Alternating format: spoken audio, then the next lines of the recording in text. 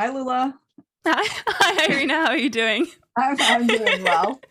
I'm doing well. I'm excited, to share kind of my views on Mhm. chess with you and your team and to help you guys prepare for the Olympiad.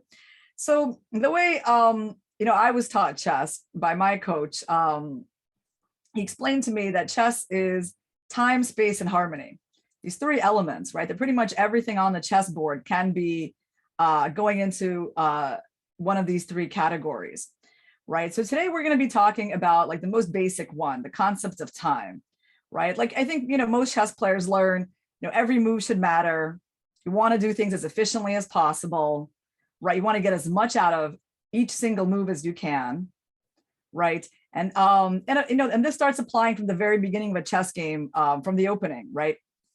So I'm going to be, showing you a few typical mistakes that people make with regards to this theme of time in the opening. Like, so I have here a game, two students.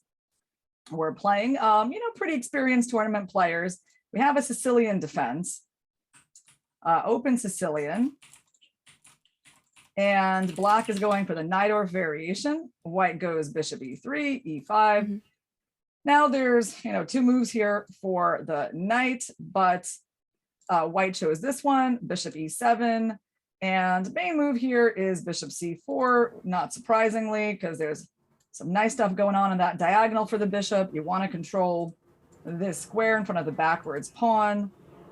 There's also another move here, knight d2, that I saw recently actually played on chess.com in this women's speed chess championship match between Katerina Lagno and Vantika Agrawal from India. But my student, okay, not so familiar with this position. She plays bishop e2 and black goes knight g4, which in a way is understandable. It's a very typical idea. Going for the dark squared bishop. Usually he's a very nice catch in the open Sicilian if black can get it. Of course, this position is a little bit different because of the way black's pawn structure is already configured, right? So black has his backwards pawn, the square in front of it is weak, and therefore white can actually make a move like knight d5, giving up this bishop, which they would never do if this pawn were back on e6. Right, but in this position, it's actually quite okay to just leave the bishop there and let black capture it. And knights do quite well against bishops when they have outposts. So white could have done it, but white was afraid for the bishop's life, so she decided to move it away. If you move it away, I probably would move it just back to c1 and later on kick out the knight, continue development. But she played this move, does look quite ugly, I think, blocking the queen. Mm. Black plays queen b6, threatening checkmate, white castles. And, black decides it's too risky to take the pawn, which apparently was the idea of queen b6 in the first place, but it is very risky to take that pawn. We call this kind of pawn a poisoned pawn in chess. So what would happen, Lula, if black took this pawn? What do you think white would do? Usually you get hit with something like rook b1, and then the queen has to go to a3. Mm-hmm. And then sometimes there's even stuff like rook b3, and with the bishops on d2 and e2, it's you're getting a lot of tempo on the queen, right? You're gaining a lot of time for free. Yep. So rook For the b1 is pawn. an automatic answer. That's right. Mhm. But what's another one that's also quite common? Sometimes you get hit with knight a4. Yep. Knight a4 in this position is quite painful for black because of that Mhm. square, right? So there's Mhm. knight a4, and simply, the queen just cannot continue controlling b6. She doesn't have any of those squares. So the knight gets to Mhm. go there and forking the rook and the bishop, and white's going to win. So black, realizes that the pawn is, can't be taken, and they just, go back with the knight. So basically, you can say that this is actually quite a failed strategy by black, right? Mhm. I mean, what did black accomplish by going knight g4 in the first place? They went there, they went queen b6, so they weren't really focused on developing their minor pieces or castling, and they didn't really get anything because they didn't checkmate white on f2. White got to castle, and the only move that white made that was a bit unfortunate was this one, bishop d2. But definitely black lost more out of this than white did. So now, what should white play? What kind of move looks natural here for white? Um, I mean, I would be maybe inclined to move the bishop back to e3 with a tempo on the queen. Yeah, very good. Yeah. Exactly. Yeah, I mean, it's very simple. I mean, the bishop, yeah, it's all about making your pieces better, putting them on their natural squares. And, if we weren't worried about this pawn before, we're probably, not worried about it right now, right? But here's what my student did. And I think this is just a common mistake. I mean, in this position, I would say bishop e3 is sort of like quite obvious that it's good. And this move is obviously not very good. But you see a lot of people doing things like this in the opening, right? This very sort of reactionary strategy where their opponent attacks things and they don't really think about whether their opponent is breaking rules of development, rules of time, and how that can be taken advantage of. They're just like, oh, it's attacked, I must defend, right? So just to kind of, I think that's an important lesson that in the opening, a lot of problems can be solved through development, no matter what your opponent is attacking, right? Kind of pay attention. Is your opponent following the rules of development? Or is he breaking them by moving the same piece in the opening a bunch of times, or like moving out their queen early, right? Falling behind in development. Because when you feel that your opponent is falling behind in development, it's usually a sign that you want to continue your development so you can be in a position to exploit that, right? So of course, in general, moves like rook b1, we really are loath to consider such moves in any position, right? It's just a very passive move. It's like the antithesis of what a rook wants to, get on the chessboard. And I would say any passive move, we consider as a last resort, right? So always aim for activity, always try to solve whatever problems you have through active moves and development in the opening. So now yes, bishop e3, like how the game could actually go, Lula, like would be something like bishop e3, queen c6. And now this pawn's under attack. And instead of, passively protecting it, it's probably time to change the pawn structure with this move. Normally when you take an outpost square, you really would like to keep a piece there.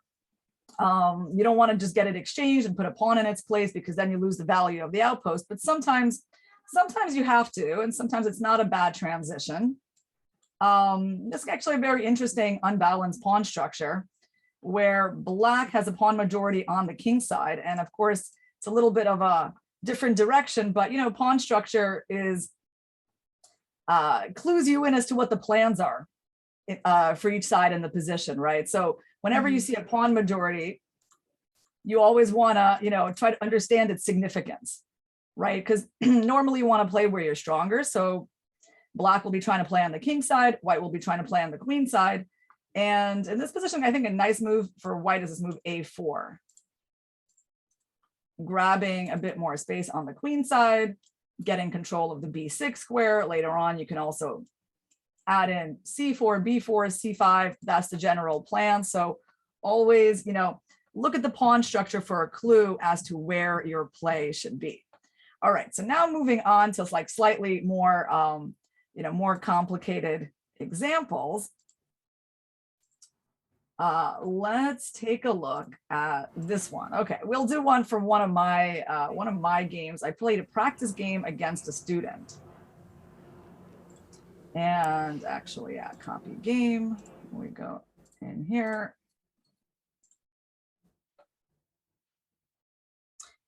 We were practicing. Oh wait, 1 second. Yeah, we were practicing the Grunfeld opening.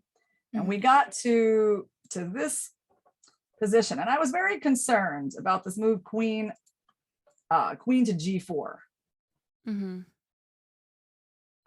attacking 2 pawns, right? So how should white respond to this move? I mean, it seems like white has done everything right? There's a pretty good amount of development by white, a little bit, black is a little undeveloped, but this move definitely seems kind of annoying, like attacking g2 and threatening bishop e4.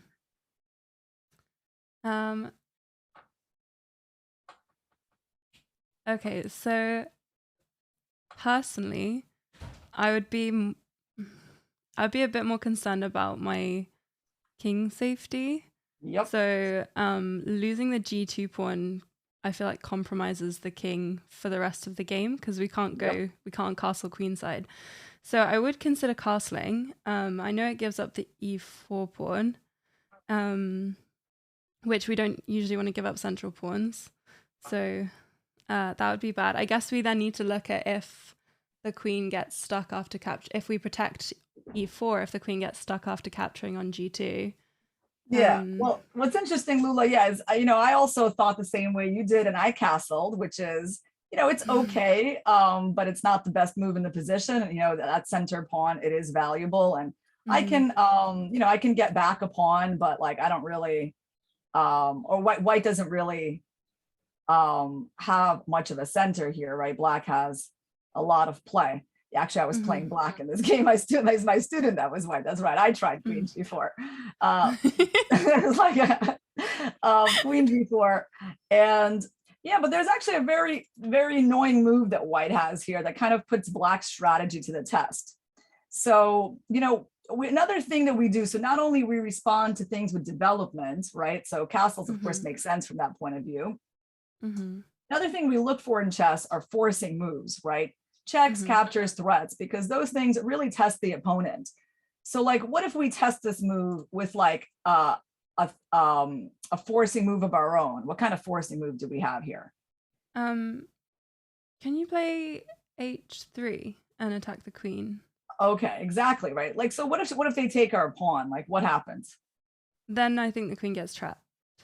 After h3, queen takes g2, rook. Oh no, wait, hold on, the knight is unprotected. Sorry, I missed that. No, it's fine. Okay, so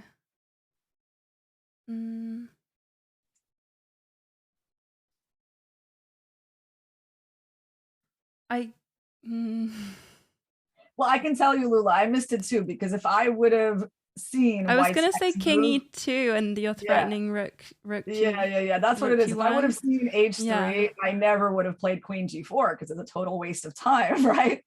Like I was planning to attack the pawn, but I can't take it because my queen gets trapped after this lovely little king move. I mean, there's just no way out, right? So it's interesting how, like this early kind of queen attack, right? How it can just be like pushed back with like a simple move like that, and you really show the total inutility on this queen g4 move, right? The queen just has to go back.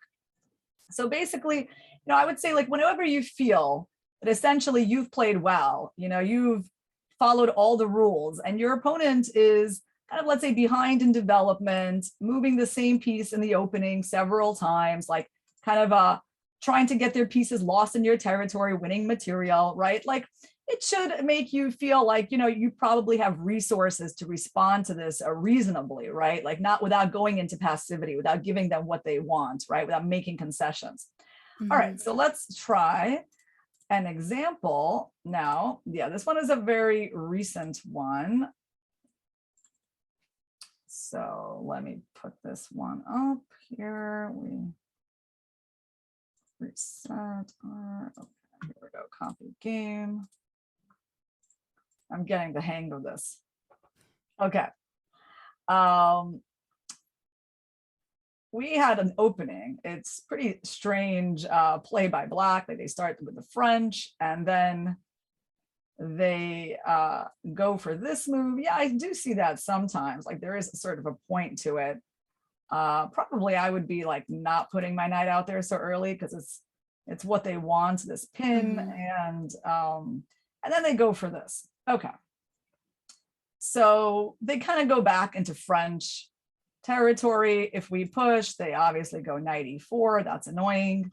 So what can white really do here? I mean, they're dealing with this attack. They gotta take.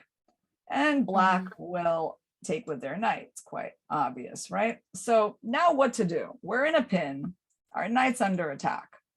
What are our options here, Lula? Okay, so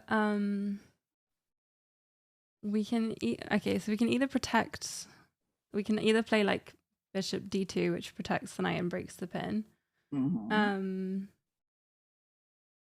Or I'm assuming there's a second option. Oh, which, remember, yes, remember what I said, right?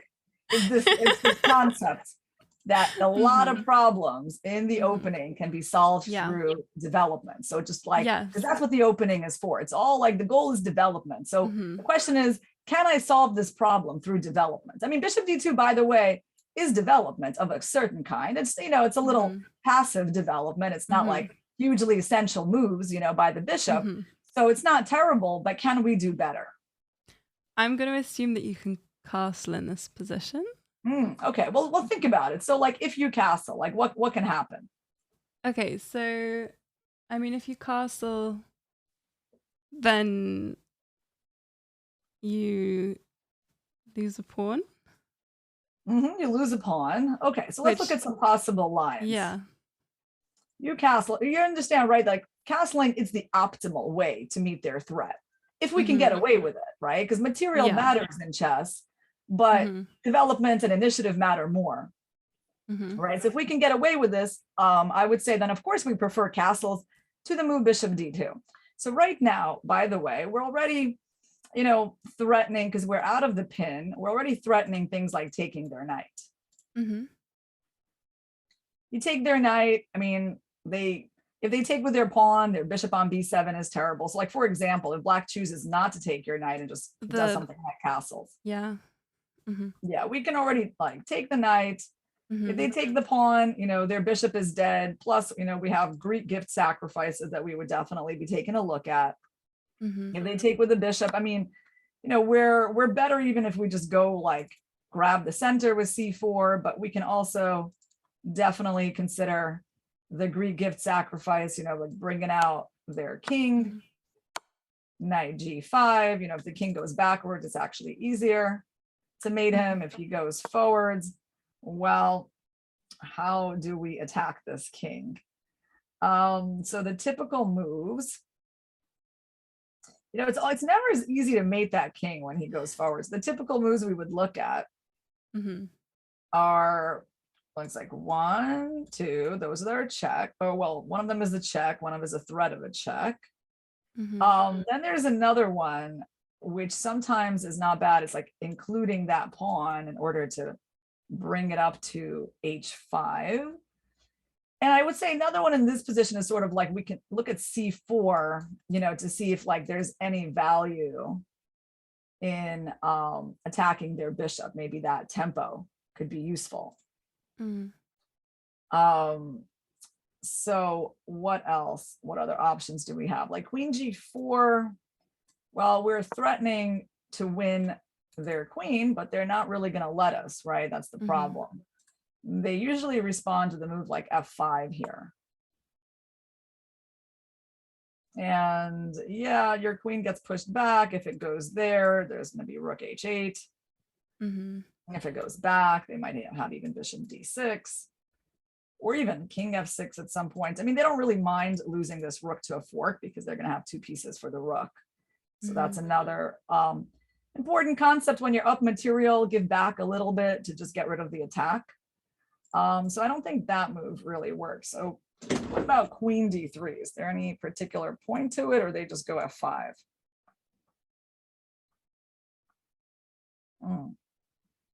Feels like they just go f5, right? Yeah, I don't see a way to I have an idea. Remember that move that we saw, c4? Like, I think there actually could be some benefit to getting this bishop away from protecting that pawn. Okay. Right. So like now, I mean, if he lets us take, well, we're happy their king is out in the middle and we're equal in material. So I assume you're going to move back. No, what can we do? Well, first of all, even this check already looks, it's kind of looking more attractive, because on f5, at least I get like another nice juicy pawn and get you in a fork. That looks not bad. Yeah, it's definitely interesting. Like queen d3.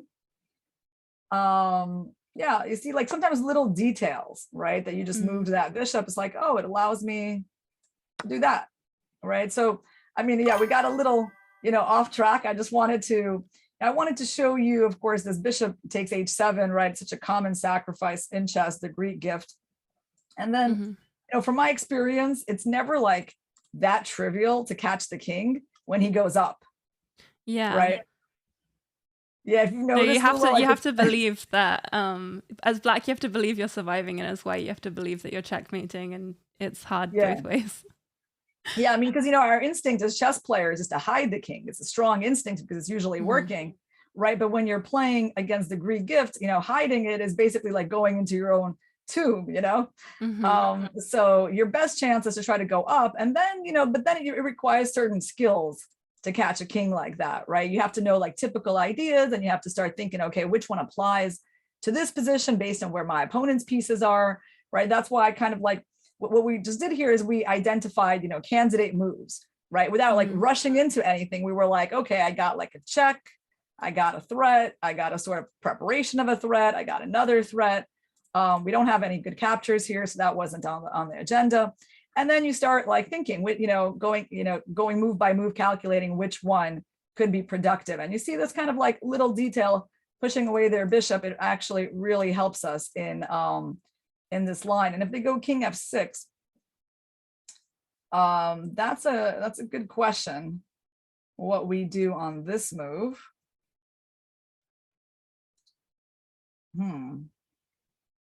There's, sometimes you just want to do a move like, rook e1. Oh no, yeah, not rook e1. Let's not do that. Yeah, that's what I want to do. Just lose a rook for free. Okay, well, knight h7 is sort of the obvious, but problem is they run. So like we said, we're not interested in trading our attack for that like poor rook on f8, because then we have no attack and we're just they have two pieces for the rook and pawn. It's not that great for us. Right, so they hide, and unfortunately we can't win their queen either because they just block us. So I think time to give up on that move. And did I give the wrong check here? I mean, because there's also queen c2. And there's one more idea in these positions. King f6, right? So apparently, I mean, is this move, queen h7 would be a funny idea, but it has no real point to it. So yeah, let's, I mean, there's a certain point, but I don't think it's a very strong move. There's also ideas here of trying to like trap this bishop on b4. But I'm not so thrilled with like letting the queen come to d5.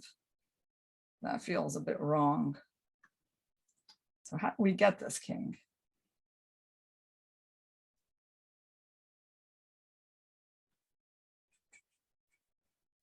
You should know that attacking is my weakest point in Is chess. it? Yeah. Well, mine as well, right? So here we are trying to figure out how to make this king. Yeah. There could be a time for this a3 move, by the way, actually. It's funny because it's like maybe we should leave the king alone for a second and try to throw in some more like useful attacks like that. It reminds me a little of our c4 move. Like we're kind of paying attention to the details in the position and being like, well, remember I wanted to play rook e1 to get the rook in. This way, actually do it. I mean, you definitely can't go to e7 because that traps in the king. So you got to go something like this. And rook e1, it definitely looks interesting here. Like c5 also looks like a move that we can try. I mean, I guess rook e1, you're going to go like rook h8, I suppose, something like that will happen. It's like, yeah, we're not mating immediately, that's for sure. In d5, perhaps.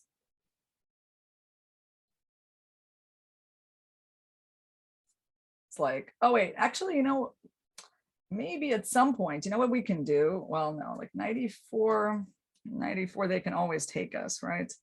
quite difficult to mate this king. So if I go h3, which is kind of like slow move that we don't want to do. Yeah, I see the engine bar doesn't like that. All right, let's look for something more aggressive. More aggressive means probably not protecting that pawn.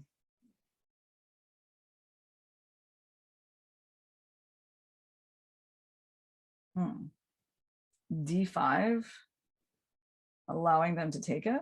I mean, there's some value in a move like that for sure, right?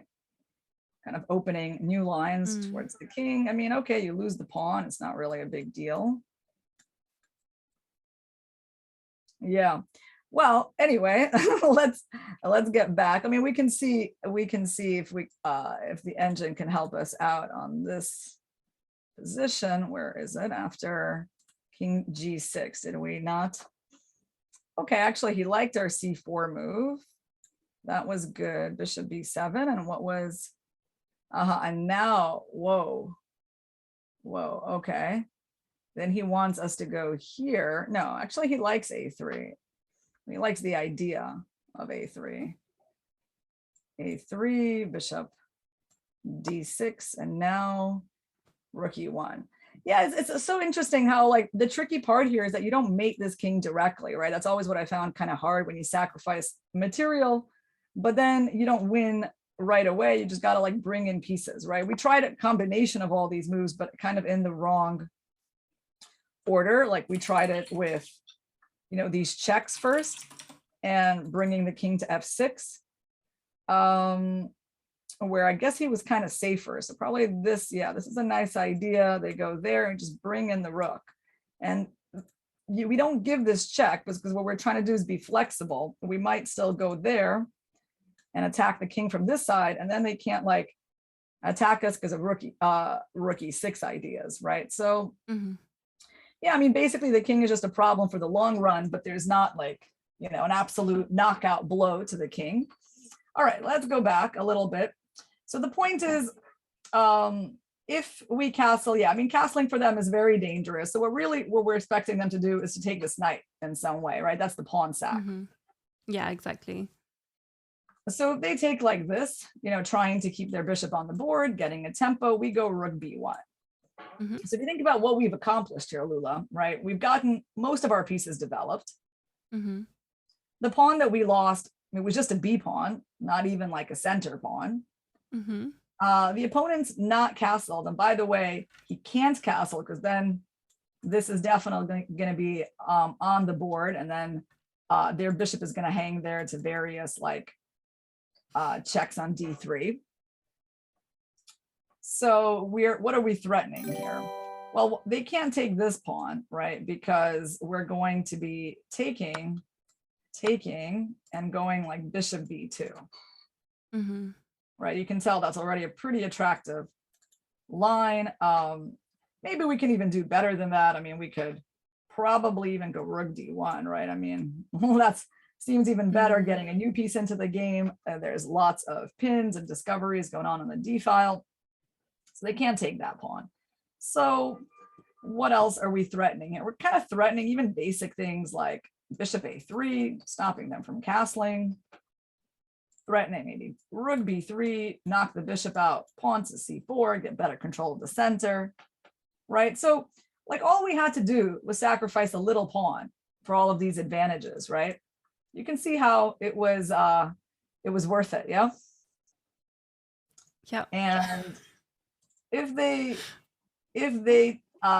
take with the bishop, you know, that actually may be a little bit trickier because then they're like attacking our queen, and we also have to watch out for this bishop takes f3. But here we have this strong move, queen e5. Yeah. And we attack over here.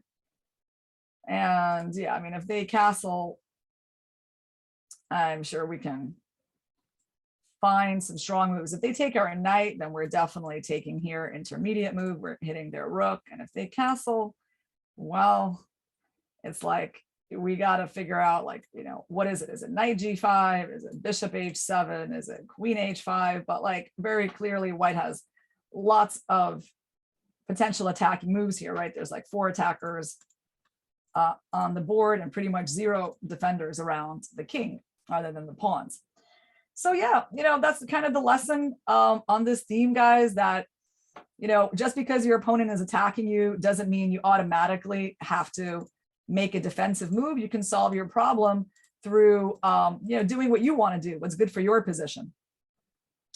And I'm going to show you one recent example on this, Lula. This was in the women's speed chess championship game between Harika and where is it? Harika, and she was playing Daisy Corey. So give me 1 second as I find this. So I'm only recently, sorry, I was about to say I'm only recently coming to terms with the idea of pawn sacrifices for activity. So this is very timely. Oh, good. Yeah, that was the hope, because I do see that. I think, for lesser experienced players, right? Material is very important, and as it should be, right? I mean, we value material for a good reason. And so it's kind of like the next level in our chess thinking when we realize, like, oh, but it's not everything, right? There's more important concepts, and I got to learn, like, when I prioritize those other concepts, right? Exactly. So here was the game. Okay, this is 5-minute game. Oh, my mouse got stuck. Here it is. Well, maybe I can. Here it is. 5-minute game between Harika and Corey Daisy from just a couple of days ago. Harika was white, knight f6, d4, e6, g3, c5, bishop g2, knight c6, castles. Okay, I found this move b6, I mean, a little strange by black. I would probably be thinking, d5, bishop e7, black goes b6, c4, bishop b7, d5, and knight a5. So here we are. White was allowed to advance in the center, and right now their pawn is under attack. So what should we do? How should we deal with this attack?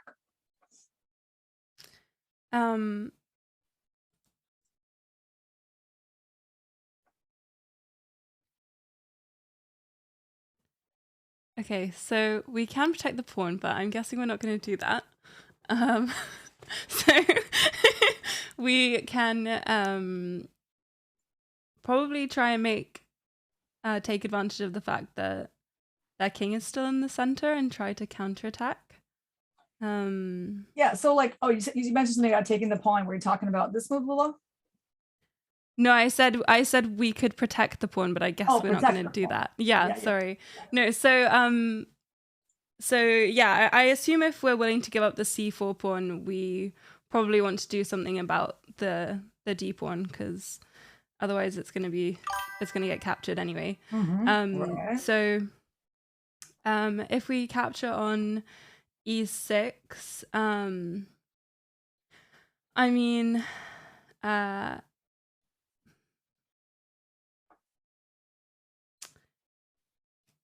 mean, if d takes, there's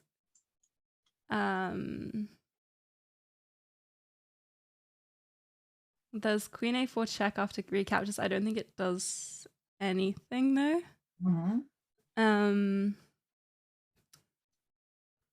Yeah, they're probably even going to recapture with the f pawn.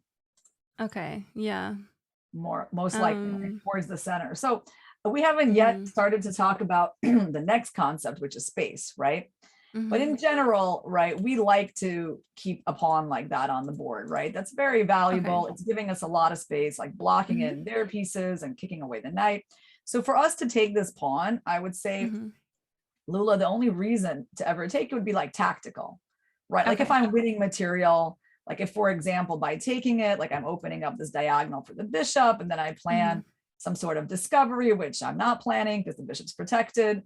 Like unless it's something like that, you're basically, what's happened here is that we've traded off our space, right? A lot of people, they don't quite get that concept that it's not just a pawn trade, that's a trade of your space. And they think, well, I traded my D pawn for an E pawn. Nope, you traded your D pawn for an F pawn. because this is what's gone, right? That's what used to be on the board, and that's what's gone. The e-pawn is still there. So basically, you can see what a bad kind of trade those would be for white. So yeah, we're not going to be taking that pawn.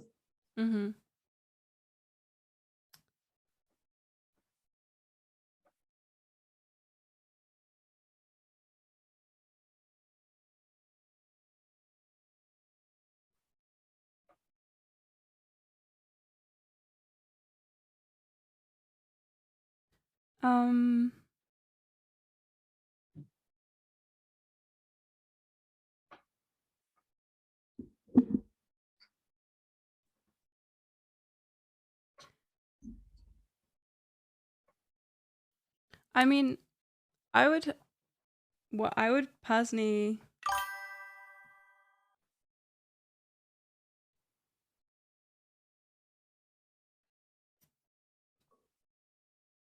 protect the B pawn, but then the D pawn is going to hang, isn't it? Yeah. So what is a move? Okay. What is a move that you would like protect the D to play? pawn? Like what is a move that you consider desirable for your position here? Just like forget the pawn. Like what move would you like to play? I probably want to play like knight c3. That's it, right? So that's what Harika did. She just played the move she wanted to play. You see, but it's not, but there's a difference in chess, right? Between blundering stuff and like playing things deliberately, right? So, I mean, why this move? Because remember, it's just like, it all comes down to that sentence. You can solve a lot of problems through development, right? Remember what the opening stage is for. Like, it's such a big, like development, center, castling, right? It's like, it seems simple, but people forget about these things when they're under attack. Right. So the c4 pawn's under attack and you're like, oh, maybe should I go b3? Should I go, I don't know, queen c2 or knight d2? And they start looking at these like suboptimal moves. They forget about where they really want to put their pieces. Right. So knight c3. And she just left the c4 pawn there to be taken. Right. She's just focusing on development. And like, let's say the black knight does take the pawn. Right. So now what would be our next move? I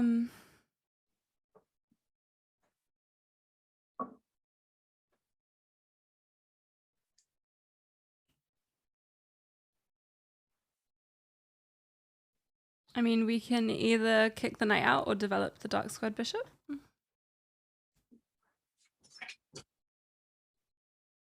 We can either kick the knight out or develop the dark squared bishop. Yes. Or what else can we do? Like what? Remember, time, space, and harmony. Time, space, and harmony, right? So like, remember those concepts. Our next move is going to play into one of those. Okay. And by the way, Lula, I just realized I can go on twitch.tv/LulaRobs and I can see our chat here and interact with the chat like I, usually try to do during the stream. So I was like, yeah, I can do that. Oh yeah, sorry, of course. I think it was just because we were started a bit abruptly. Yeah.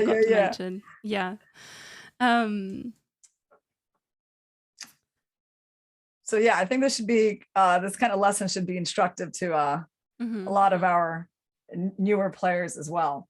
Definitely. So time, space, and harmony, right? So Queen A4 I see being mentioned by Z-Wens. Queen A4, not a bad idea attacking the knight, but I think you just get that pawn captured and they protect the knight, right? So we lose a second pawn, then our center is gone, and it's not really clear what our queen is doing there, right? So I don't want to lose. I don't want to lose that next pawn as well. So would we play E4? Yep, we're gonna play E4. That's right. It's so simple, right? You see things, right? Where we're like prioritizing just other things than material. We prioritize development and center, and that's it. Like white has a very good position here, and it's not very painful to sack this pawn, right? If you're like experienced, you're like, oh yeah, I know I'm getting plenty for it, right? I don't have to calculate even long lines, because sometimes when we sacrifice stuff, we actually got to calculate quite a bit. In this position, not so much. It's more just like, well, I mean, what are they going to do? Like they can't even like get their bishop out normally, right? Because they would like to get some development as well, because we're going things like b3, they got to move their knight, then their bishop gets sent back to f8, you know, d6, e5, they just kind of get buried here. It's very difficult for black to kind of deal with this level of space advantage. You know, white's castled, black is not, right? So yeah, so basically I think on this theme, guys, I think we've covered what I wanted to say. So try to play the opening, you know, Lula, with just really like laser focus on those three things, right? Development, space, castling. And when you see things that like your opponent is doing that is not quite in line with that, right? When you feel that some rules are being broken, right? You know, first of all, you know, try to think, how can I take advantage of this, right? And to realize like only if you develop will you be in a position to take advantage of the defects in their position, right? So you know, and always we're looking for the optimal ways to deal with things, right? Like we try not to ever go like, oh, you know, my pawn's hanging, so like now let me play knight d2, even though that's not really, you know, where I wanted to put the knight. Okay, knight d2 hangs a d5 pawn, I know, but like in general, you get the idea there. Try to look for a way not to put it there, right? Fight for the best squares for your pieces. Okay, so that's the time in the opening. So now let's go to our next examples.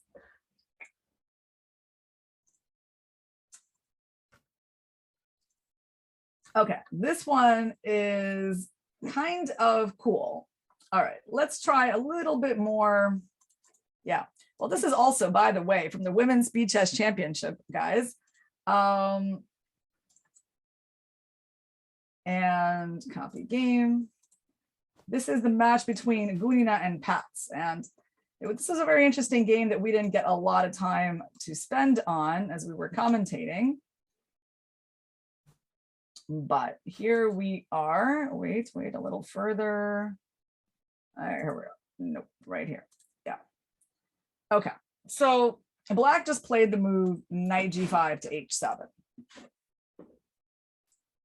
And why did they do that? Actually, I think they did that in preparation for knight e2, attacking that pawn, and they realized they wouldn't have a way to protect it. So they played knight h7 with the idea of going, you know, g5, and then taking that knight, bringing it back around to that beautiful square, which actually they got a chance to do in the game.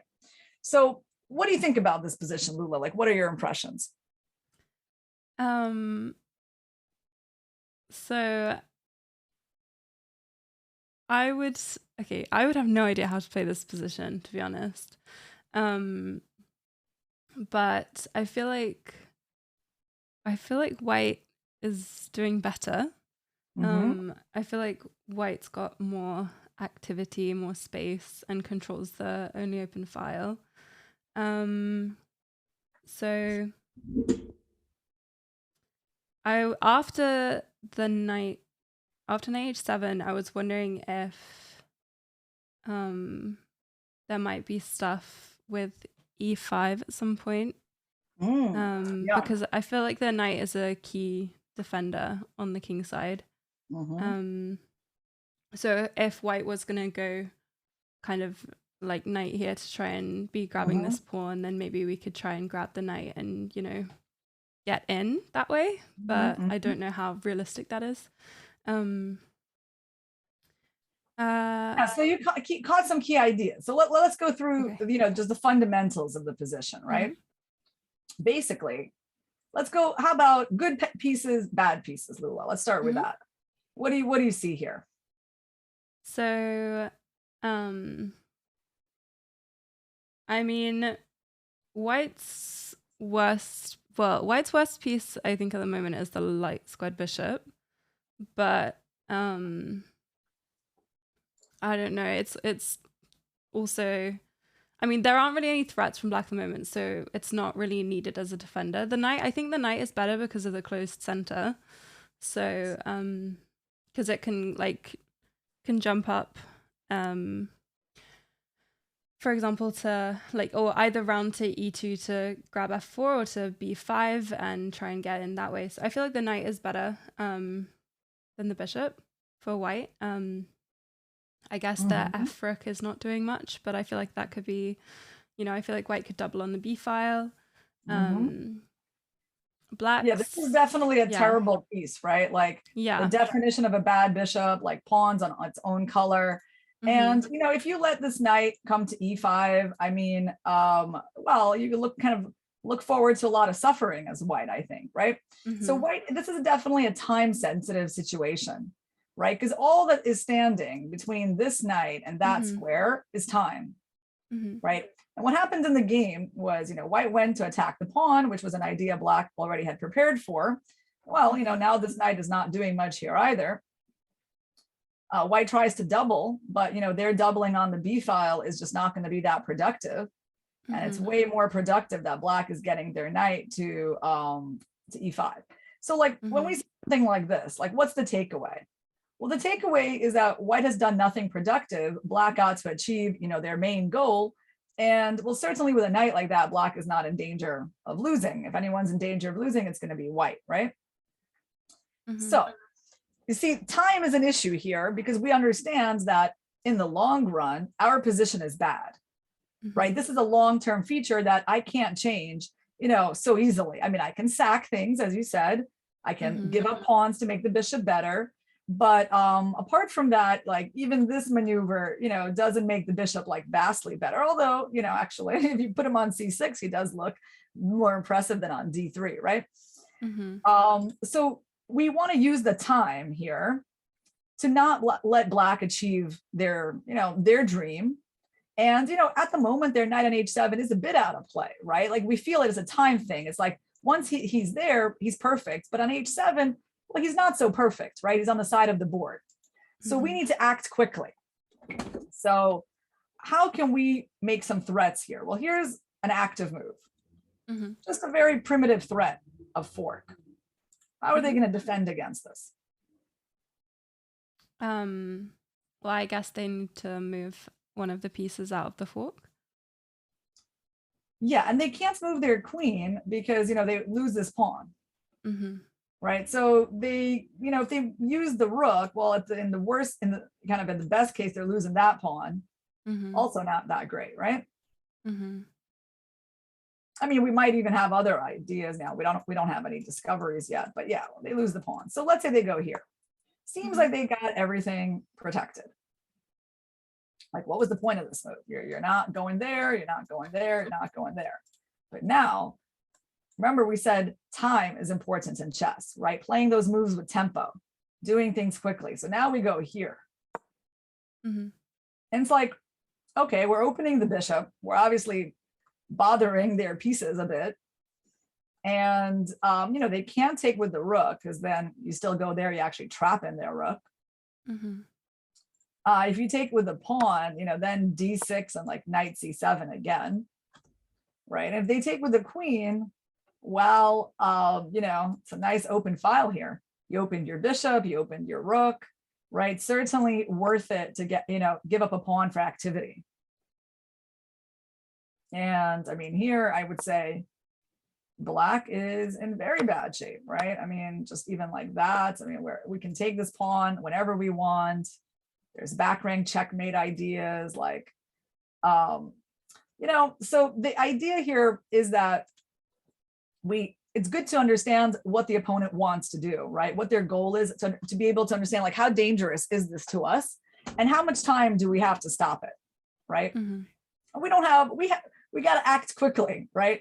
You lose a couple of moves in this position and your opponent, like as they did in the game, Elizabeth got a very nice position here. So sometimes, we have to like notice these things like, oh, that piece is out of place. Oh, like, that rook can't move, right? Like their bishop's not developed, their rooks are not connected. So we notice these signs that like not everything is perfect in our opponent's position. And then we have to move to take advantage of it. So that is our example on kind of moving quickly before our opponent accomplishes everything they want. And kind of a similar one, I'll show you Shuvalova versus Warmerdam. This is from Weikanze earlier this year. Kind of an interesting strategic moment right here. So black just played the move e5. interesting move, right? We have some sort of positional Sicilian defense, like it doesn't really look like quite that typical.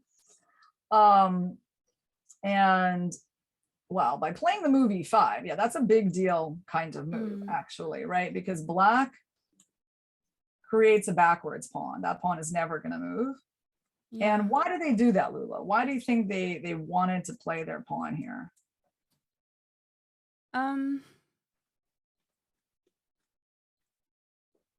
So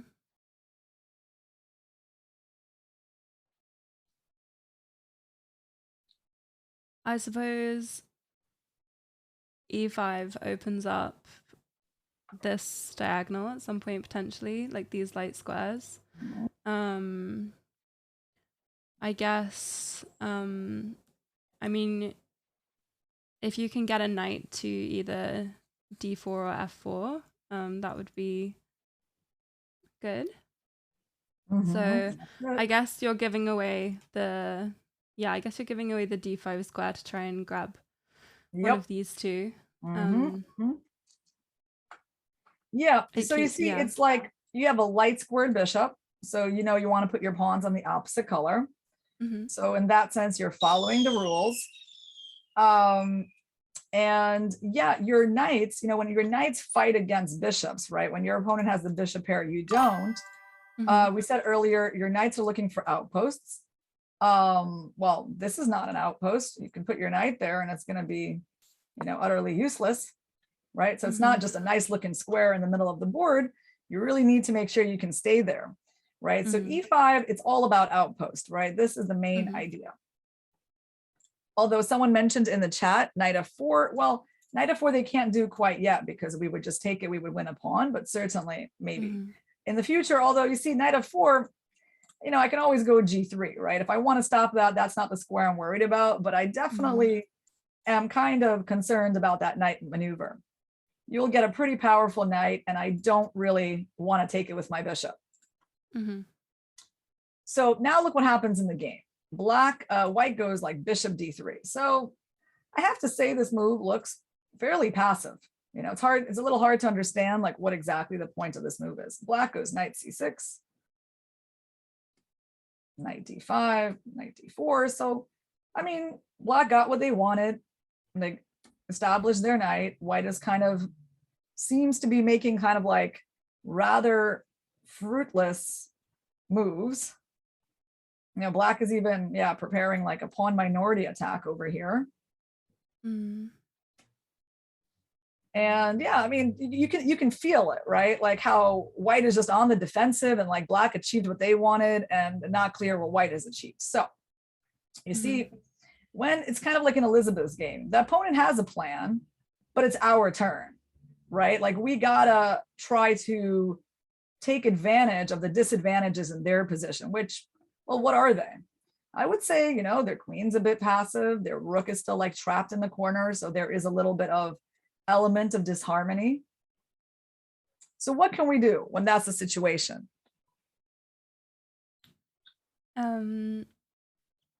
I guess we can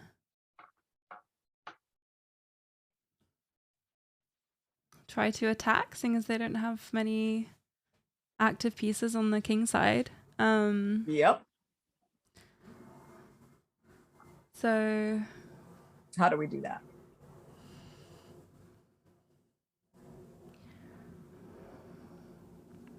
So when you want to attack, you got to open up the game, right? Yeah, so we could go for f4, which is a pawn break challenging the e5 pawn they've just moved. Yeah. Whenever I play f4, it's always a blunder.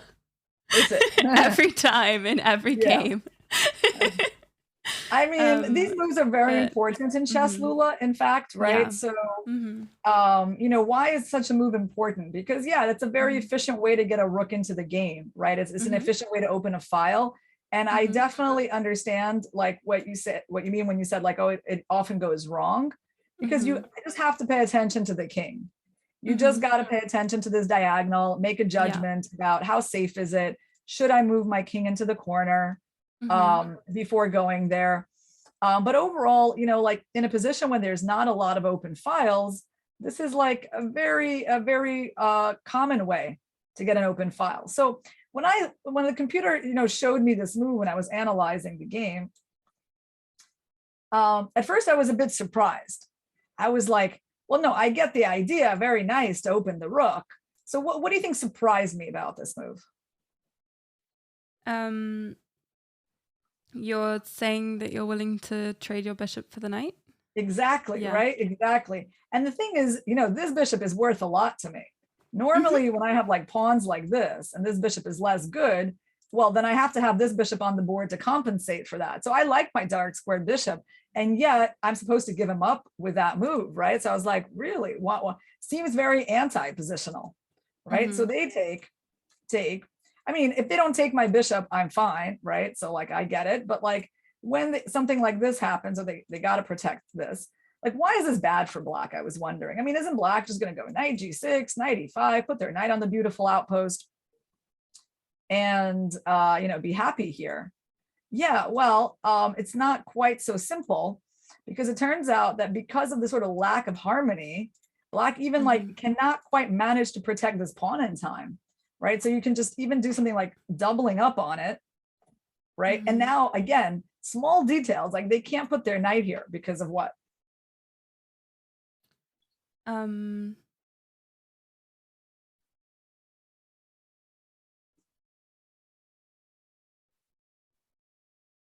missing a tactic. Yep. It's a tactic.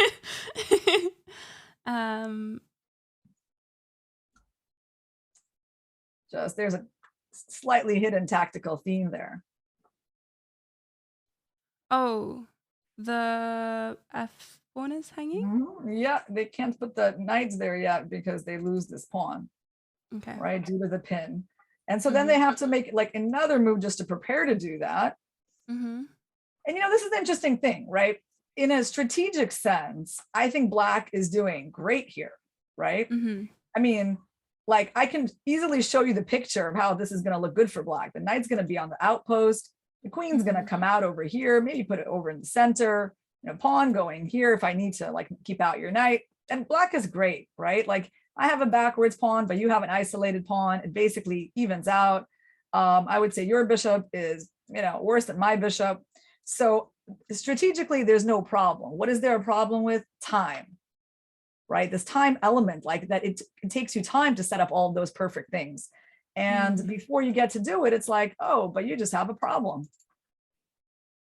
And then when you block me off, it's like, it looks like you're in time. Nope. And I actually get this pawn.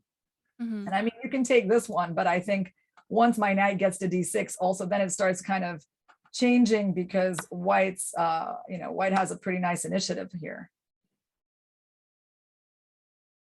All right, I don't know where this bishop is supposed to go. Well, we can check it. Bishop g6.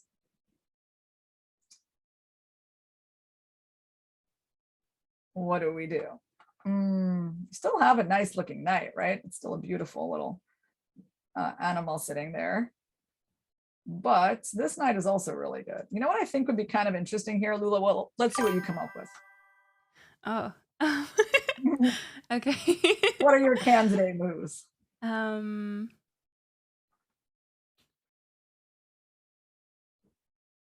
mean, I guess our light squared bishop needs some work. I mean, we can just, we can play bishop f3 and the rook is trapped, so the knight kind of has to capture. Yeah. And then we're the only one with a nice knight. And then if we can get the bishop, if we can harass the g6 bishop, we've got threats on f7 and all sorts of things. Yeah. So I think, so the little downside of this move, right, is that they're going to take us. We're going to take, and it's their turn, right? We're giving them the turn. And they're going to use that turn to like build up their harmony. They're going to connect their rooks, bring out their queen. Their bishop, our knight is really good, but their bishop is not so bad either, right? So there's I think the other idea you said makes a lot of sense. Target the bishop. Okay. This is very tempting, right? h4, h5, yeah. Yeah, adding in like a new resource, right? Because you want to basically destabilize them. This position is still very much about time. Because if you give, black time to go like queen c7, I don't know, rook d7, rook d8, right? You know, black will be okay. Again, they have a strong knight as well. So we have to use like this this advantage that we have basically of temporary harmony, that those pieces are still not perfect, and like start making threats, right? Because this is a pretty serious destabilization of their bishop. If they go there, well, I would say now we weakened up the bishop. Now there's also a target there. There's a pretty, you know, like tempting move like that. Yeah. You know, we already have like some ideas taking on e5. What other ideas do we have here? Actually, I just noticed there's something interesting going on about this move. If they take us, I mean, we could take with the queen, but it's kind of worth looking at that, isn't it? I mean, that. Yeah. Oh, I'm sorry. Yeah, except we're in check. Yeah, thanks, chess.com, for pointing that out. Okay, okay. By the way, does it make sense to take with the pawn? I actually think it does. Oh, that's so beautiful. I think we can take like this, Lula, which is really unusual, right? Because we're gonna do a rook. Yeah, rook lift. Very good. Look at that. And I mean, they're just going to get, I think, attacked on the G file. So yeah, going back to this position, just to sum it up, right? When we're playing chess, we have to have this feeling for the time factor, right? Is this a position where I got to do things quickly?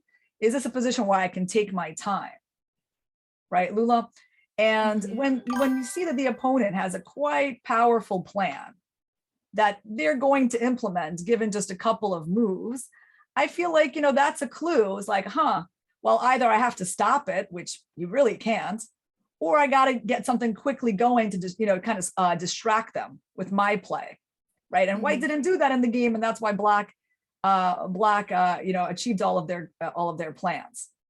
So yeah, and sometimes we even do something kind of paradoxical, like offering up a bishop that normally we really want to hold on to, and taking advantage of these small things, right? Like lack of harmony. That's something we really pay attention to when we're playing chess.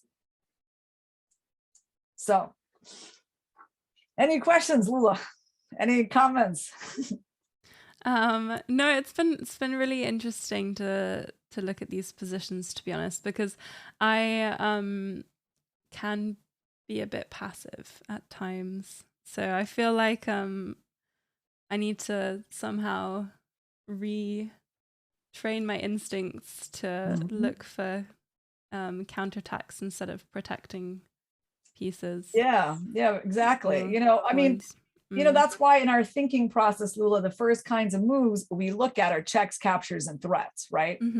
Like the forcing moves, that's where all of our tactical ideas are going to come from. So do we have more time, Lula, or do we need to? Yeah, we have, hold on, let me check. We have until, I think we've got another 20 minutes. Oh, good. All right. In that case, I got more positions. I just had to check how our time factor is going, you know, for the stream. Okay. Let's do a little puzzle, shall we? Okay. Because, you know, obviously a really important thing to train, as you know, in general, not just for any specific tournament, but it's like your tactical vision, right? It's like really the most simple, but also the most important thing that chess players spend their time on as they're learning to play. So let's take this position. This was actually something I came up, I was playing a training game with a student, actually. No, 1 second. Let me change one small thing. The rook is on F1. Okay, here we are. So it's white to move, Lula. Okay. White to move. Yeah, this is no longer the game Shuvalova Warmerdom. This is just me playing against my student, and it's white's turn to move, and white has a big tactical opportunity here. It's not the most obvious, I would say, but it's there. So, and also you might want to notice, Lula, when you look at a position, you always want to ask yourself, well, what does my opponent want? Because if you realize that your opponent has a really big threat, then you know what you have time for. Like, do you have time to attack him, or must you checkmate him right now, before he checkmates you? So take a look and see, do you see any threats that your opponent has?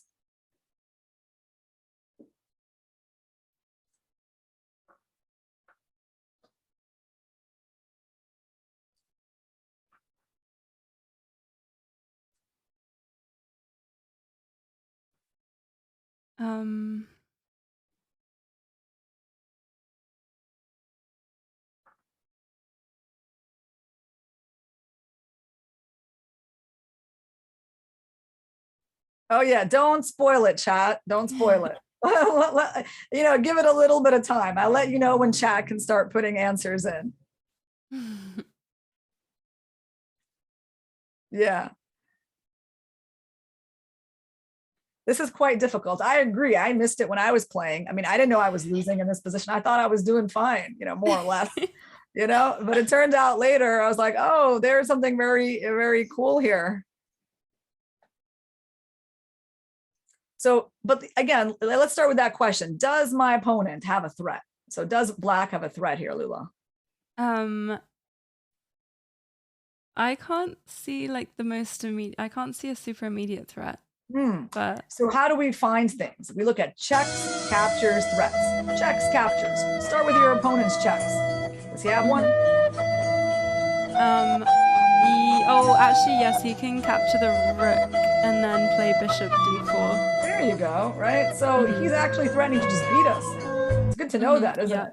Yes. Now we know. Like sometimes I have students and they're like, oh, how about bishop c7 attacking the rook, right? Well, maybe, but like if you already know that your opponent wants to take your rook and go bishop d4, win the exchange, then you don't have the time, right, for bishop c7. Some other students recommended like h4, try to open the king. Well, that's great, but we already know we don't have the time for that, right? So that's a very important question, Lula, like what my opponent wants. Like even when you're doing tactics, even when like that you're looking for tactics for yourself, I would say, just scan the board for a second and be like, does my opponent want something? Because that gives me knowledge of how much time I have to carry out my plans. So we don't have a lot of time, right? We are pressed for time. So not only they have a threat against us, but we have to win now on our turn. Yes.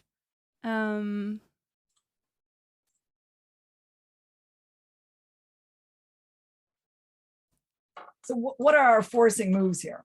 What is a move that is forcing and stops their idea? We can play queen c4 check and trade the queens. Yeah, and then we're definitely not going to win though, right? Because after the trade of queens, they're going to pin our rook, and then we're going to lose. Yes, that's true. We can play bishop f2, which breaks the pin, or we can play king h1, which also breaks the pin. All fine moves, but they're defensive moves, right? Yes, they are. We want to stop their idea and attack. Yeah.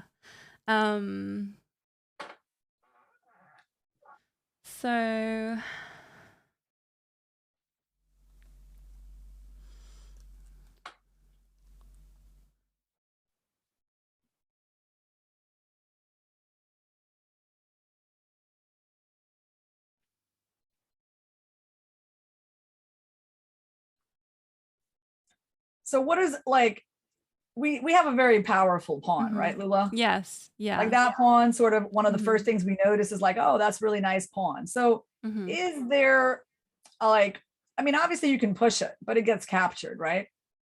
Yes. But there's a sort of a benefit in pushing it, which is that it does temporarily stop their idea. So there's no queen takes e3. Yeah. And when we push the pawn and we drag the bishop to f6, something's changed, right? Like their bishop is now being attacked by our rook, right? So maybe there's a way we can benefit from that. Because now something's going on here that wasn't happening before. How can we benefit from this relationship?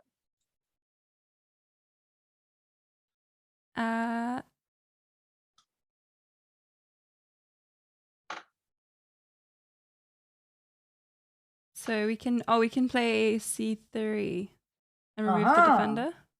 Yeah, and where's their Okay. queen supposed to go to defend that bishop? Yeah, she can't defend the That's bishop. the whole point. Isn't it pretty? Mm-hmm. Two pawn moves, Mm-hmm. like drag the bishop in Yeah. to our trap and Mm-hmm. then hit the queen Mm-hmm. and the queen has nowhere to go. And also it's prophylactic because you stop the idea of queen takes e3, right? So Mm-hmm. it works beautifully like that. So yeah, that's the idea I missed. It was kind of cool. And that's why, Lula, we have to really train ourselves in the habit checks, captures, threats, right? So that we're Mm-hmm. not always like, oh, they want to take our rook, so we must, get out of the pin, king h1. Yeah, they're very reasonable instincts, right? No one's saying that these moves are not like common or useful. But before you go to defensive stuff, just like in the opening things that we looked at, check out if you have active ways to deal with their ideas, right? Mm-hmm. Okay, one more. It was actually from a later sort of analysis in this game. So let me find it.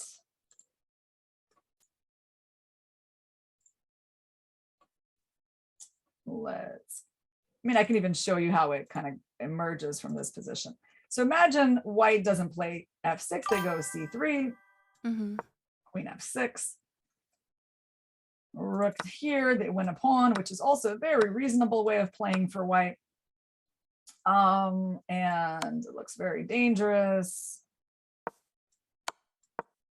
Okay, so now we're going to flip the board.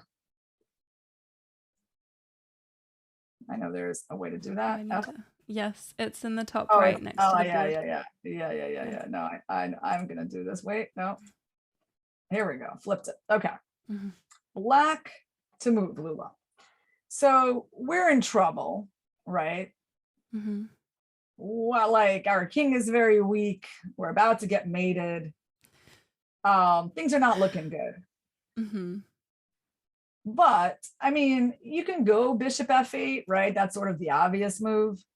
You're not like immediately losing, I would say, but the danger remains. Mm-hmm. So let's try to apply our new principles and be like, let's find a better way to deal with this threat. If I don't just immediately go on the defensive, but I look for my forcing moves, like what can we come up with and how can they help us?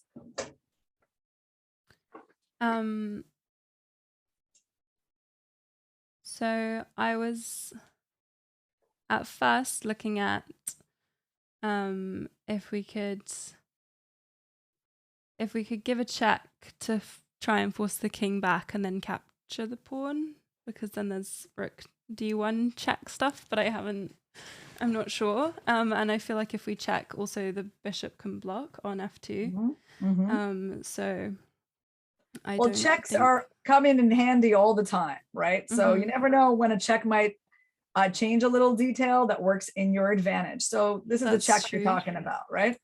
It's true. If they block, then the pawn is only defended once. You're right. You can just take it.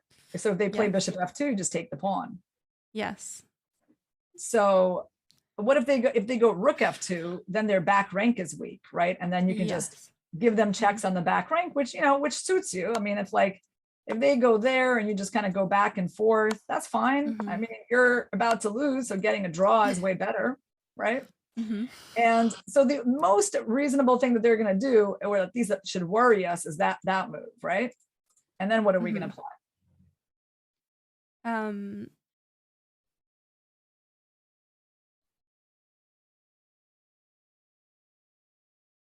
Then I thought we could just capture the pawn, but I might be wrong. With what? With the bishop. Then you lose the h6 pawn, right? Oh yes, that's true actually. Oh well, I guess the back rank is weak, so you can capture with the queen because rook takes isn't possible. Yep, that's right. So little check. Turns out that the back rank issues that white has allows us to remove this pawn. Right? It's quite nice because it was a very dangerous pawn, and now they can't take your queen. They can take it like this, but then they can't take your bishop. So you got rid of the attack, and you're fine. Right? So the lesson is whenever you're defending, even, right, got to try to defend actively first, right? Look for those active ideas. Do I have checks of my own? And you never know when like a check changes one detail that really helps you in a certain line, because you simply can't take the pawn immediately, right? They're going to take, and there's no back rank mates, and white wins. Okay, let's continue.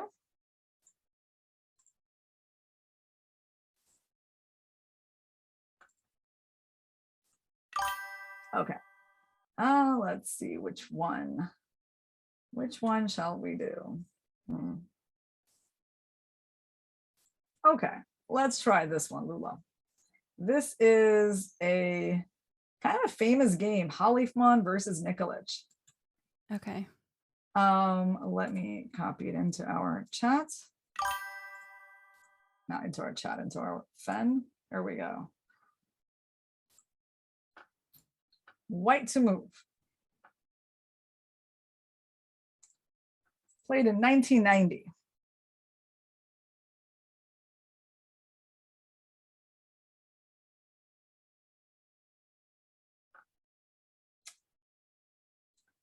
So we got a lot of action here on the G file, right? Yes.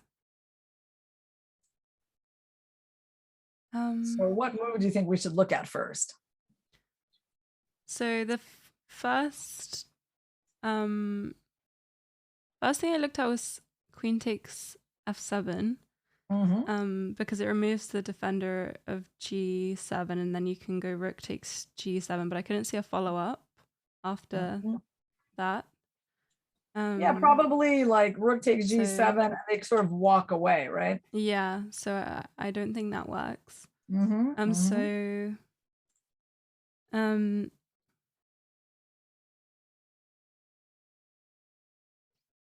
rook takes g7 first. I guess rook takes, bishop takes, king takes, and then I don't think there's anything else. So I don't think you can sacrifice the queen or the rook. Wait, you're saying rook takes g7 doesn't work? Oh, well, I couldn't see a follow-up after rook takes, bishop takes, king takes. Because there are no more checks. In general, right, Lula, like when you have the open file and you got like lots of pieces gathered there, you know, you got to try to open the king to get to him, right? So we do want to put a lot of our mental effort into seeing if such a move can work, because experience has shown us that moves like that tend to work, right? That opening, getting the opponent's king open when you're still going to have a number of attacking pieces by him is a good idea, right? So in the game, Halifman played well. Well, he took with the bishop because a little bit more forcing, because you want to make the second capture with a check. So he took with the bishop. Well, obviously the bishop needs to be captured. And now what do we have? We gave up a piece in order to get their king more open, and we have still the open line. I missed that we have rook g1. Of course, the next rook comes in, right? Very natural. And now, let's say they go king h8. This is where we have to kind of make sure that we have a win, because their king is starting to look a little safe again.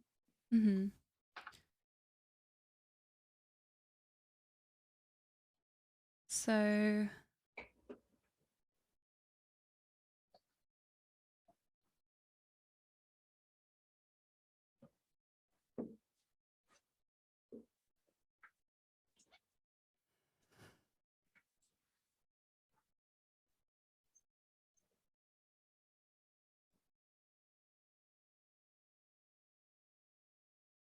I was looking at knight h4, but I think there's bishop. Oh no, wait, there isn't. Okay, so maybe there's knight h4 to go to.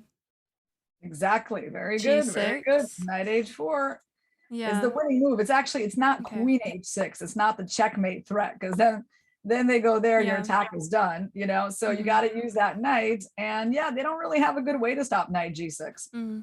Just got to bring in more attackers. So yeah, you know, actually with the attack, Lula, you said that was, you know, one of the things in your game that you wanted to improve, right? it's a few basic things are very helpful in that regard. Like knowing that you need open lines for the attack, right? And Yeah. not being afraid to sacrifice to get those open lines. Like when you have a lot of attackers, more than your opponent has defenders, right? And once you get the king open, those attackers are still going to be there. You can bring in new ones. It's a sign that you got to look at it, because if you actually give up on this idea, right? And you give your opponent a little bit of time, like maybe they're going to go, queen f8 or king h8, and then you start retreating because then there's no more pin and you're like, I got to pull back. That's exactly how you lose the attack, right? So that feeling when you've really brought in a lot of pieces and like you're supposed to break through, you got to do it, right? And then you got to have that like, a little bit of calculation to be like, okay, I just bring in the rook. Where does their king go? I mean, it only has 2 moves. If it goes to f8, we just take on h7, right? I mean, that king is going to get mated. It has like pretty much no way out. And if it hides, behind the pawn, then I have that one more piece that I can bring in. They can't really stop knight g6, because if they go knight e7, then they get that pawn captured and they're going to lose anyway. So yeah, you have to be willing to sacrifice, Lula, to get to their king. That's definitely important. Okay, now I just realized I have a very good example on this theme. Okay. So this is an old game, Rosenthalis versus Yakovich, from the Exchange Spanish. And this is going to combine a couple of things that you said you struggled with, like this f4 move. Okay. All right. So let's get that in. Here we go. Rosenthalis Yakovich. That's right. It's no longer Shuvalova Warmerdom. This is just, it's a little tricky when you put in new games here, guys. That's why it kind of gets stuck on the old names. Okay, so let's go to this position. Black has just played f6. So we have a closed position, Lula. No pawn trades. Obviously, our rooks can't be that good if there's no open files. So this move makes sense here, doesn't it? Yes, if you want to open the F file. And also think about where the queen is.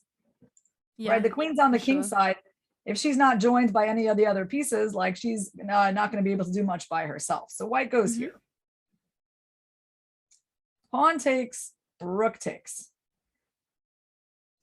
Oh, actually, look, I can even do this. Okay. B6. Bring the rook over. A4. I mean, by the way, I didn't really like B6 by black. It just felt like a waste of time, that kind of move. If they wanted to play A4, they could have just done it. But okay, that gives us a tempo for this. Okay. So now, Lula, what to do for white?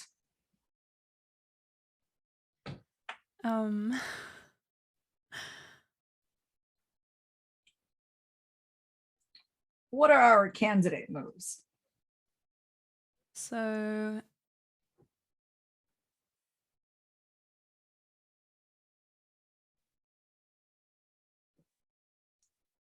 can we play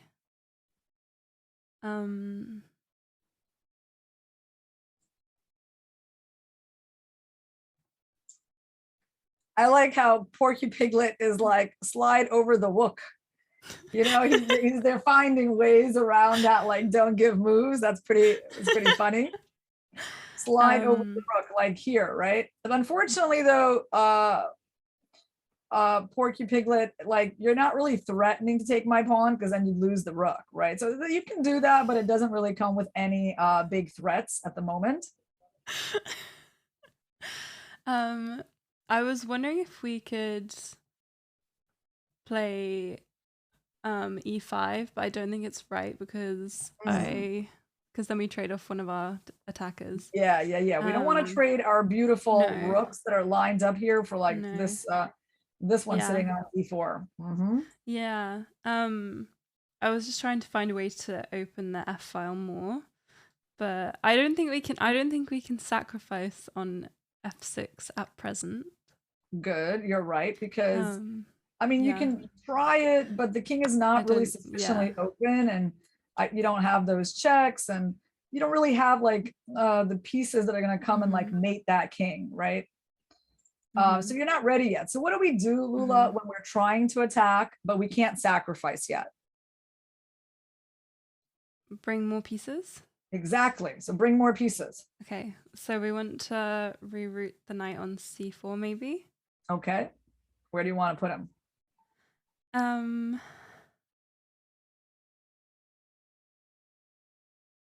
can we go knight e3 to bring it to g4? Very good. 93. You see, it's simple. You got to use all of Mhm. your pieces, right? Don't like the knight Mhm. on c4 was absolutely doing nothing for the white's Mhm. attack. So black took, white took, and now black decides to do something tricky, Lula. Mhm. He's like, black probably should just bring this rook back and like head straight back to f8 to like give a little bit more defense to the king. Mhm. I mean, it looks really, really scary to let the knight in. Honestly, like when the knight's there, the sacrifices are just looming. And I mean, Yeah, I exactly. understand, why black felt panicked, and black played knight d5. And knight d5, it has some cool points, Mm. which is like it's trying to use the pin on this pawn to trade the knights before the knight gets to go to g4. Mhm. So if you capture the knight, they capture on e3 and black is actually doing pretty well, Yes. right? But now there's a little flaw in this move, right? The move makes sense, but there's a little tactical flaw. White takes with a knight and pawn takes. And now, okay, so black achieved trading the knights. There's no more knight g4. Oh. But now what to do for white? Um.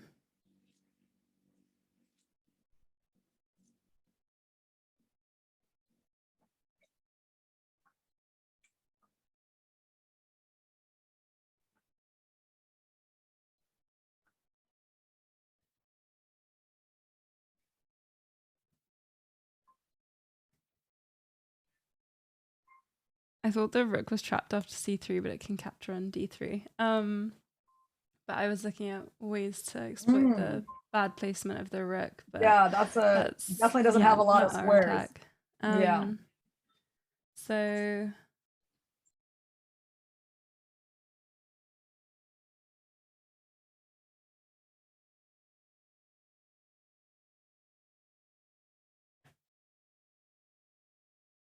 now we can go. Can we just play? So what are we trying to do We here, can, Lula? What are we playing for? well, I know we're playing for checkmate. Yeah, we're Can playing for we the just attack. play e takes d5? Yeah, well they're gonna take our rook, then they're gonna give us checks, then they're gonna have more checks, right? This is how we're gonna lose the initiative, right? Like we Okay. don't want to do anything that helps get that Mm-hmm. rook into the game. Yeah. I So wasn't sure if that was something after e takes, rook takes, d takes the queen, and then stuff with having the pawn on e6 and stuff. yeah, oh, I'm sorry. Yeah, well, you're right. If I go there, I lose my queen. So I guess I'll start with Mm-hmm. a check, right? Yeah, yeah, yeah.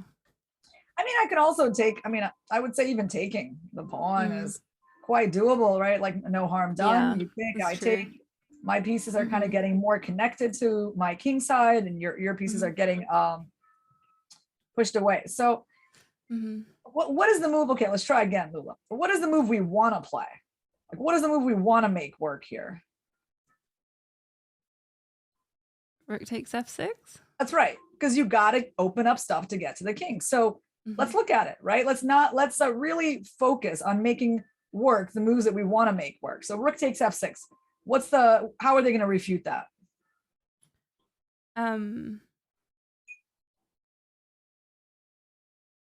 I honestly thought they could just play g takes. Okay, then what's our next move?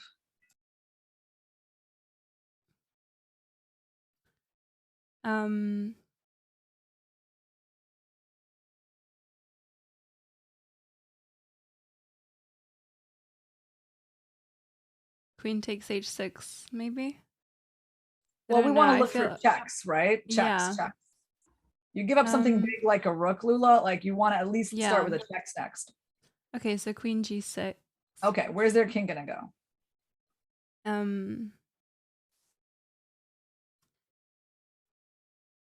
Okay, the king can't go to f8 now.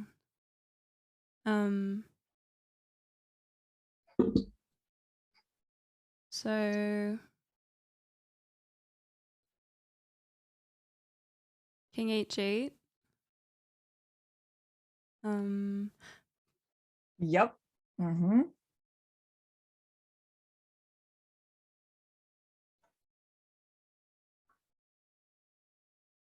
And then I don't know if we take on h6 first with check or take on f6. Mm-hmm. All right, the but you rook. see, so like we're seeing some similar patterns, right? Like you open up the king, and then you bring in your queen. So you have the queen and the rook as attackers. Their king is getting more open. And you notice that it can't go to f8, right? Because on f8, the rook comes in with a check, you win their queen. Yeah. Right? So it has to go here. Now, you know you have at least a draw by perpetual, right? Yeah. And before you look at moves like this, Lula, you always look at moves like this because it always prioritizes the checks. It's just a simple thing to do. You get another free pawn, and then you go back. Now, what's the difference? Well, that pawn is gone and this file is more open. And this is how rooks and queens, they like to attack on those open files, right? So the king is trapped on the side of the board. All you got to do is give him another check, right? So how are we going to do that?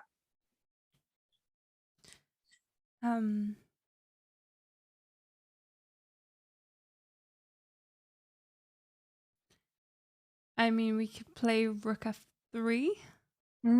Yeah, to try and we go can do a rook little bit h3. more accurately, but we don't want to give their queen even a chance to take our rook, right? So like, how can we do it without giving him that chance? Okay, so rook f4. Yep, even more accurate, right? So like, we're about to mate them. They don't really have any way to stop that move. And all we got to do is make sure that like their checks to us are not dangerous, which they're not. That's like one check, you move away. And that's it. You complete the attack on the next move. It's actually very typical, Lula, that like when you get the king completely open, you finish him off with a rook lift. Okay. You know that? So like queens and rooks, they really are looking for those open files. The more open you make that king, and in the end, when he's completely open, you know, the rook comes in and finishes the job. So yeah, I mean, let's say the takeaways from today, right? Let's do a summary. How about you start? We favor activity over material. That's true. Activity over material. And a lot of problems in the opening can be solved with development. That's right. So like not slowing down our development, but trying to be like very efficient with our development, even in the face of our opponent's threats. Like we evaluate the threats. We're like, are those real threats or are those things that I can just kind of react to by doing what I want to do anyway? You need to be able to sacrifice material to checkmate. Yes, I mean, you need to get the opponent's king open, right? That's like a really big part. Otherwise, a king that is protected by all pawns, very hard to get a successful attack against a king like that. So part of an attack, open the king. If you have a lot of pieces nearby, just get those lines open, bring in the queen, and try to play with tempo as much as possible, right? Like really favoring those checks, captures, threats in your thoughts. Whether you're attacking or defending, like you prioritize looking at those kinds of moves when you're thinking. So I think, I think so. Today, basically, guys, we covered the time element in chess, right? That chess is a game where you try to get as much as possible out of each move. You each move has to be helping your position in some very tangible way, right? And like, because a lot of times we see a lot of time wasting, sort of half moves. They don't add a lot of value to your position. So the more that your move can do for you, right? And obviously, why are those forcing moves such a priority? Because they're time-based moves. When you're attacking their pieces or you're capturing pieces, like you know what they're going to have to do. And you know, you're able to control the game better when you're able to predict all of their moves, right? So yeah, that's, forcing moves are time-based moves. And that's like the first thing, we learn as chess players is to understand this time element in chess, that like we have one turn to get things done. Mm-hmm. Right? So we don't want to just be playing these half moves, giving the turn back to the opponent. Mm-hmm. Okay. So do we have any questions from our chat? Chat, do you have questions?